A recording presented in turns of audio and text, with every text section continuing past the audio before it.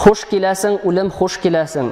Зиярат кылучы булмый торгач килде, сөйгән килде юксынып дип. Ягъни инде шушындый туры мәгънәсе шундыйрак.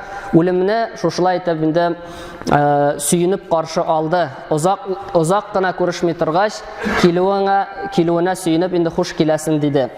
Һәм инде аннан соң күккә карап, "Эй Аллаһ, син беләсең минем дөньяны, анда озак калуны, аның агачлары өчен, аккан елгалары өчен яратмавымны" ди. Ләкин көн урталарында булган сусау, сәгатьләр буе сабыр итү, зикр түгәрәкләрендә галимнәрнең тезләре белән тыгыз утыруы өчен яраттым дөньяны ди.